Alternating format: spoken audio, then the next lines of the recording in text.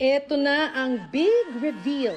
Big talaga dahil ang Meralco bill ni Hazel Achica ngayong buwan tumataginting na mahigit 16,000 pesos.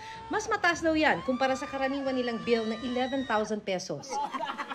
Pakitaan ng resibo kung magkano. Alam mo sa kanya, magkano resibo mo?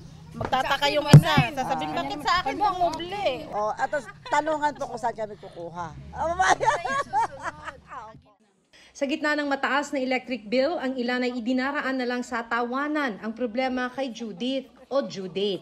Gaya ng magkakapit-bahay na ito sa Quezon City. Si Judith talaga. Hindi na Marites, Judith na. Hanggang sa ilang probinsya, dama ang nakakasyok na bill sa kuryente. Si Gilbert Dimdo, dismayado. Hindi pa nga raw nababayaran ng nakaraang bill, may dumating na namang bago. Ayon sa Central Negros Electric Cooperative, 1 peso and 73 centavos per kilowatt hour ang itinaas ng kanilang singil sa kuryente dahil sa pagtaas ng market price nito. Ina-cause na is basically generation charges tungkol sa presyo sa market na taas katapa. Dahil pa rin sa pagtaas ng presyo ng kuryente sa spot market, kaya may mahigit 3 pisong dagdag singil kada kilowatt hour ngayong buwan ang Negros Occidental Electric Cooperative. Tumaas naman ng mahigit piso ang electricity rate sa residential, low voltage at high voltage commercial establishments na sakop ng Aklan Electric Cooperative Inc. sa buwan ng Abril. Kaya sa Boracay, sa bayan ng Malay, gumagamit na ng energy saving devices ang mga resort at hotel owners para makatipid. Base sa survey ng Philippine Rural Electric Cooperative Inc., 31 kooperatiba na ang nagsabing may taas singil sa kuryente. Pinakaapektado ang Region 6 o Western Visayas at Region 1 o Ilocos Region. Distributor lang sila ng kuryente, taga-kolekta, taga-remit. Ang worry lang talaga namin is hindi maintindihan ng mga consumers.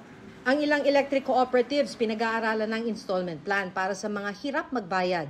Pero walang ganito nga asahan ang mga Meralco customer. The electricity has been consumed. Ang sa amin kasi is postpaid. You consume first before customers pay. Sa singilan ng kuryente nitong Mayo, tumaas ang transmission charge, taxes at iba pa.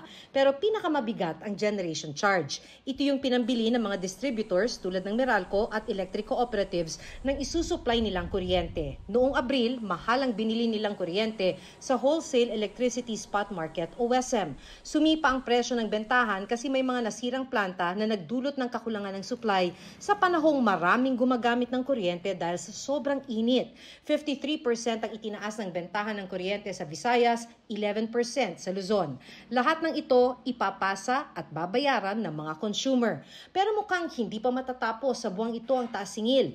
Pinayagan na ng Energy Regulatory Commission na makasingil ng 30% ang mga planta ng kuryente na nagbenta ng reserve power noong Marso. Sinuspindi noon ng ERC ang bayaran dahil mahal ang bentahan at makakaapekto ito sa generation charge. Humingi muna ang ERC ng paliwanag kung bakit ganun ang presyohan. Sabi ng ERC, mararamdaman ito sa June electric bill pero hindi pa nila masabi kung magkano. Sabi pa ng Meralco, kapag nagkaroon ulit ng pagkukulang sa supply ng kuryente, maaaring makaapekto rin ito sa isisingil nilang generation charge. Para sa GMA Integrated News, ako si Maki Pulido, ang inyong saksi.